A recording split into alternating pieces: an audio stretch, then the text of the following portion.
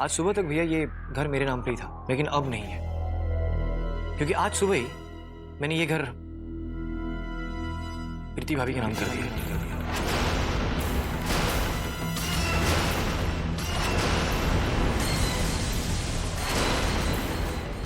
हे भगवान, मेरे साथ इतना बड़ा धोखा। मैं जानती हूँ ये सब आपने इनके कहने पे किया होगा। ऋतु, तुम्हें जो कुछ भी कहना है तो मुझसे कहो। प्रीति भाभी के बारे में एक भी शब्द कहने की जरूरत नहीं। अरे इन्हें तो पता भी नहीं है कि ये घर मैंने इनके नाम कर दिया है, और वो भी सोच समझकर और अपने पूरे होशो हवास में, ताकि इस घर का और इसमें रहने वाले सभी लोगों का भला हो सके, और साथ ही साथ तुम्हारा भी। मेरा भला? ताऊ जी, अब मेरा इस घर में कुछ नहीं होने वाला। ताऊ जी, मैं जानती हूँ इसने जो भी किया है ना, इनके कहने पे किया है।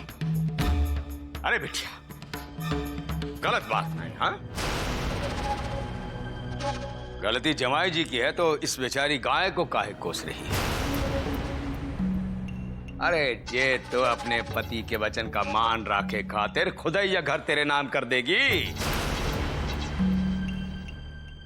अब क्या है, हमें कुछ और काम करना पड़ेगा।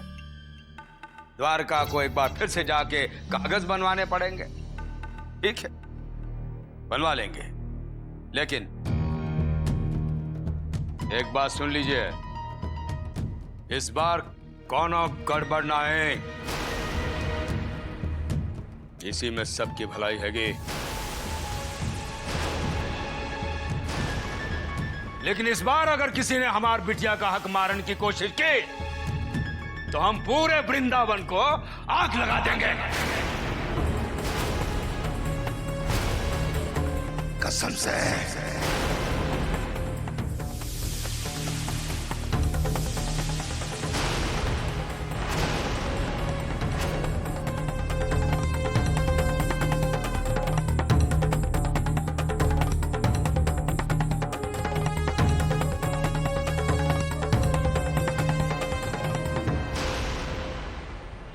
सुमी बेटा, ये नए डिजाइन और ऑर्डर शीट जरा एक बार देख लेना। सुमी कहाँ है? रसोई घर में सुबह से लगी हुई है। क्यों? पता नहीं।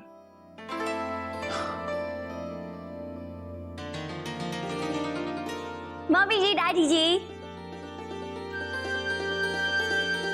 आज के खास दिन के लिए आप दोनों के लिए एक छोटा सा गिफ्ट मेरी तरफ से। Happy anniversary.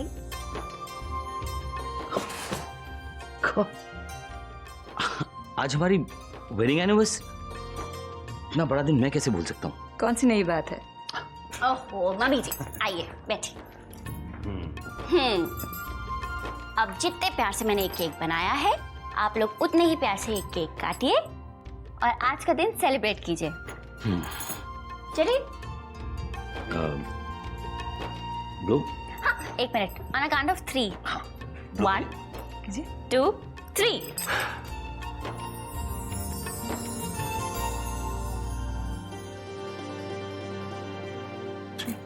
थैंक यू बेटा। Thank you.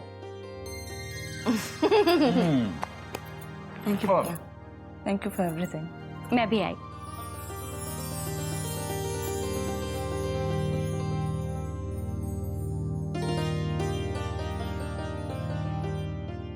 सच जाता, हमारी सारी खुशियां तो अब सुम्मी से हैं। हाँ, पर सुम्मी की खुशियों का क्या? मतलब? सुम्मी का उजड़ा हुआ घर हमें फिर से बसाना ही होगा। देखिए जी, कुछ भी हो जाए, मैं ऋषि को वापस सुमी की जिंदगी ऋषि में... की बात नहीं कर रहा हूं। तो फिर?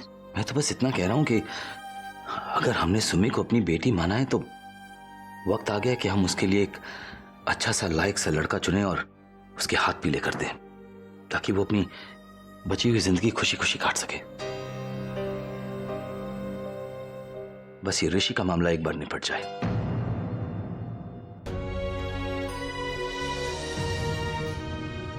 आप लोग इस बारे में सोचेंगे भी नहीं। मैं कहीं नहीं जाने वाली हूँ, यहीं रहूंगी आपके पास। मुझे नहीं करनी है शादी। डैडी जी, अगर आपने इस बारे में कुछ भी और कहा ना, तो मैं यही समझूंगी कि आप लोग मुझे प्यार करते नहीं हैं, और मुझे अपनी बेटी तो कभी माना ही नहीं आपने। बेटा,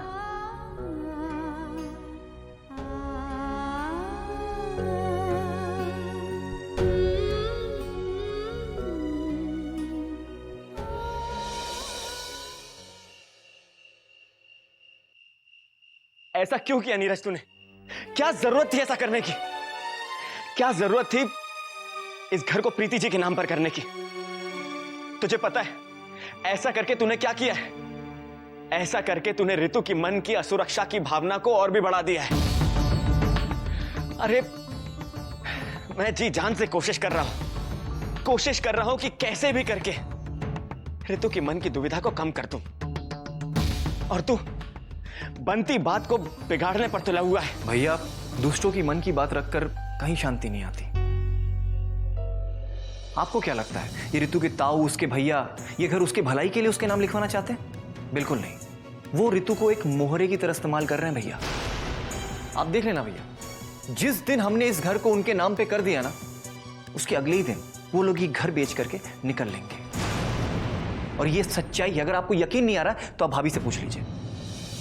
हाँ, मैंने खुद ऋतु के ताऊ जी और उसके भैया को यह षड्यंत्र रचते हुए सुना है। चलो माना कि ऋतु के ताऊजी और भैया इस घर को हथिया लेना चाहते हैं, लेकिन मैं ये बात कभी मानने को तैयार नहीं हूं कि वो इस घर को बेचकर ऋतु को ही बेसहारा कर देंगे। अरे कोई कितना भी बुरा हो, लेकिन अपनी बहन बेटी के साथ में इतना बुरा नहीं करता। और फिर ऋतु के पेहर वाले तो खुद ही इतने अमीर हैं, फिर वो इस छोटे से घर को बेचकर क्या कर लेंगे? और ऐसा क्यों करेंगे? आप लोग खामखाए पता नहीं क्या सोच पड़े हैं। नीरज, कल तू जाएगा और जाकर ऋतु के नाम पर इस घर के पेपर तैयार करवाएगा। प्रीति जी उसे साइन कर देंगी और फिर ऋतु की जितनी भी शिकायतें हैं हमसे, वो दूर हो जाएंगी।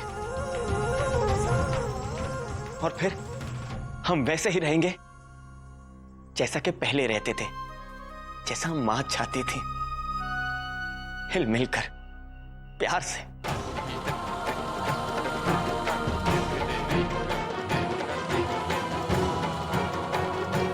नीरज, मां को दिए वचन को पूरा करने का यही एक उपाय है, तभी हमारी मां को मुक्ति मिलेगी। हाँ?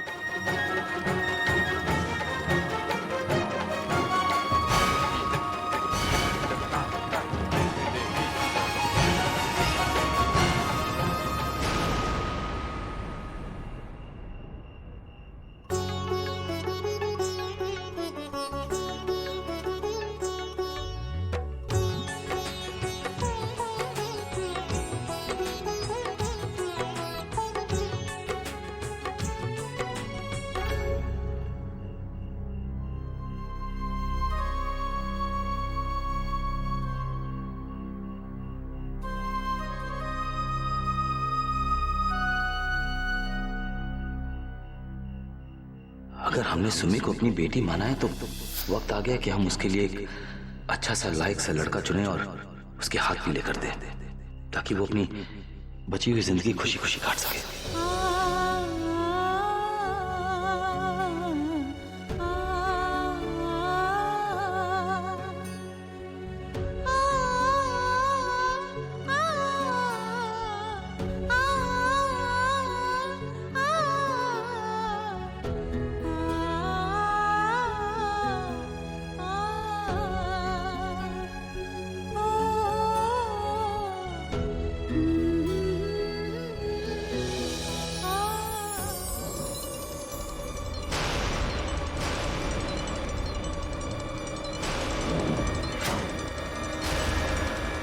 ना ना प्रीति रानी ना।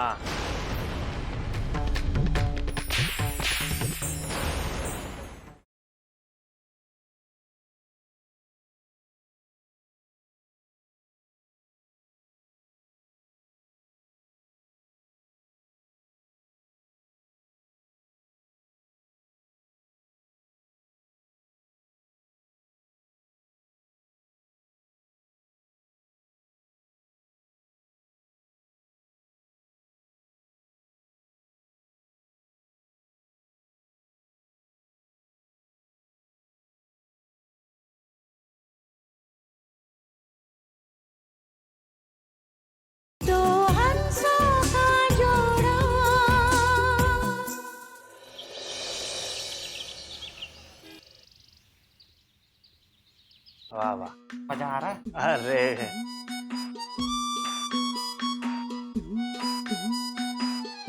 लकी भैया, उस दिन आप करके कौन सा भजन गा रहे थे?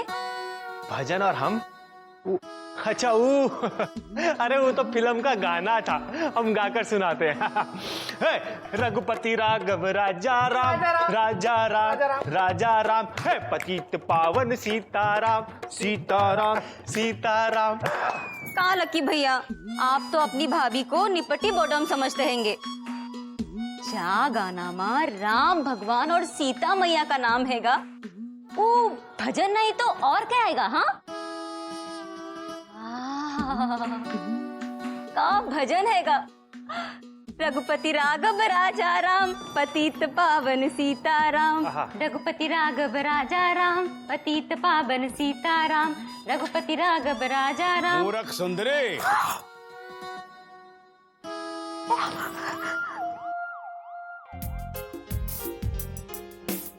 ठुमक चलत रामचंद्र, ठुमक चलत रामचंद्र। बेचारी क्या रे तुन्नी, तेरे को बहुत तरस आ रहा है? जी वो दरअसल साली जबान फिसल गई और क्या। जबान का संभाल।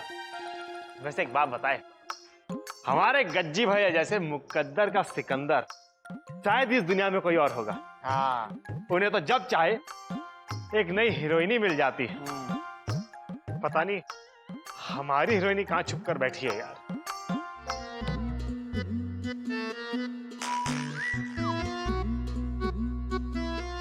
राम तेरी गंगा मैली काटनी। हाँ, ये सीन भी हम अपनी फिल्म में जरूर रखेंगे।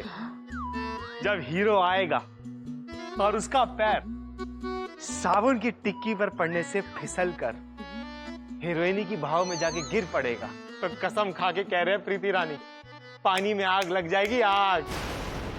अरे जबरदस्त लक्की भैया, मैं तो कह रहा हूँ जय बात पे एक रिहर्सल ही हो जाए। आइडिया बुरा तो नहीं है तुन्नी महाराज, तो एक्शन कहिए, एक्शन। एक्शन।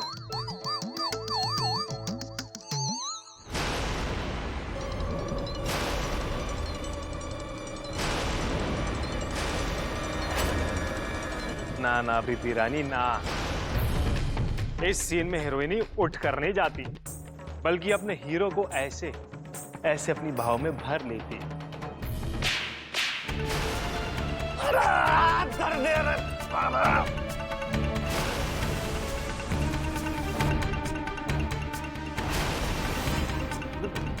गज्जी भैया,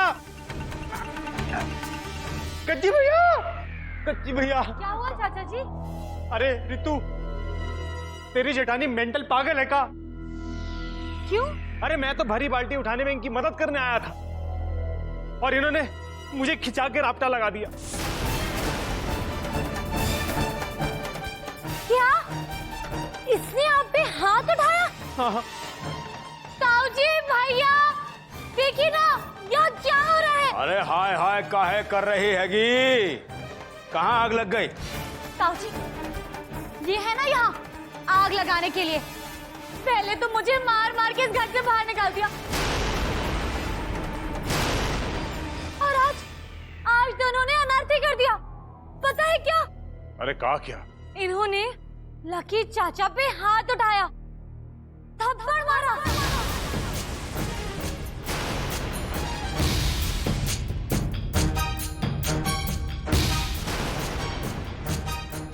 आधी बात क्यों बता रही हो रितु?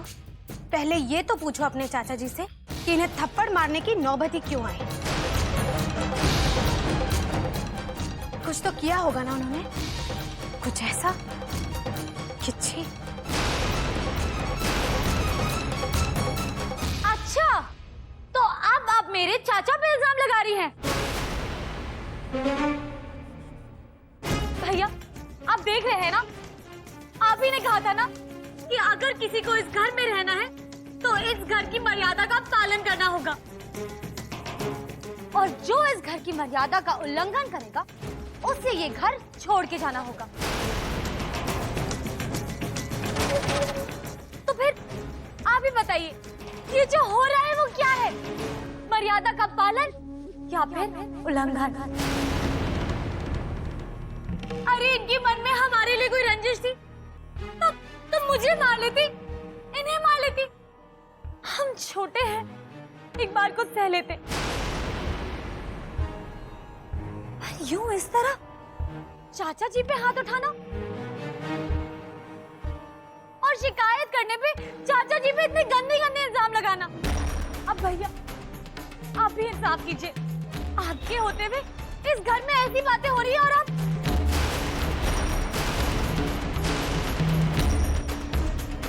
मुझे आपसे जवाब चाहिए, आपको जवाब देना ही पड़ेगा।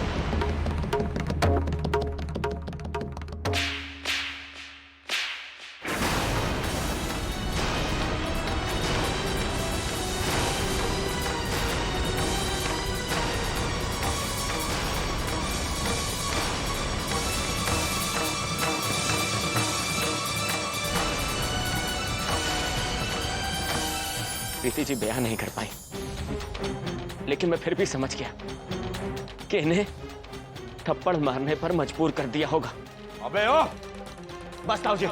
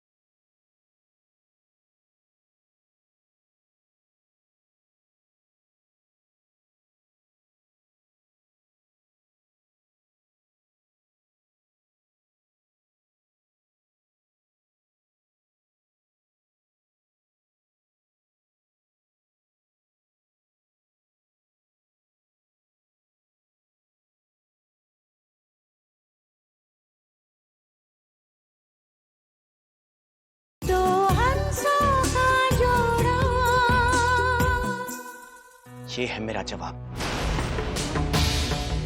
मर्यादा के दायरे में घर के सभी सदस्यों का सम्मान आता है, लेकिन जब बड़े अपना बड़प्पन छोड़कर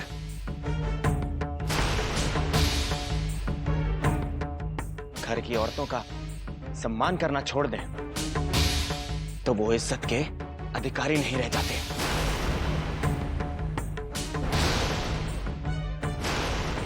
फिर उन्हें थप्पड़ मारकर ही घर की मर्यादा की रक्षा की जाती है।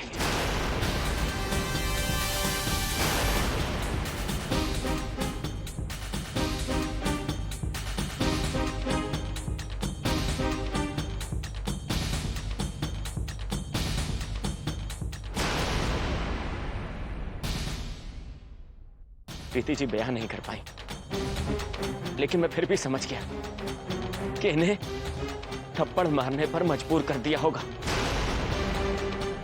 अबे ओ, बस ताऊ जी। अब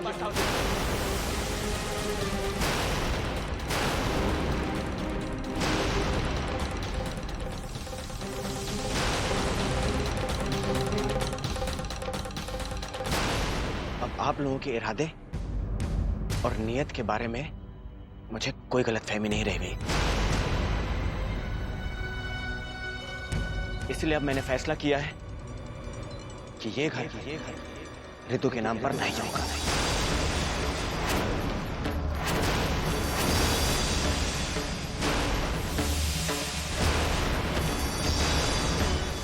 रितु, ये घर जितना हमारा है उतना ही तुम्हारा भी है, लेकिन अब ये घर तुम्हारे नाम पर नहीं लूंगा।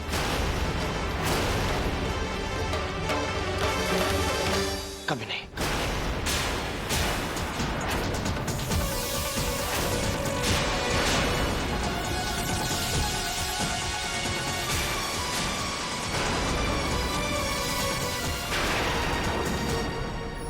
निपटाने के लिए तो ये स्थान ठीक हैगा भतीजे, लेकिन मारने के बाद लाश कहीं और जाके फेंकनी पड़ेगी। बिल्कुल सही।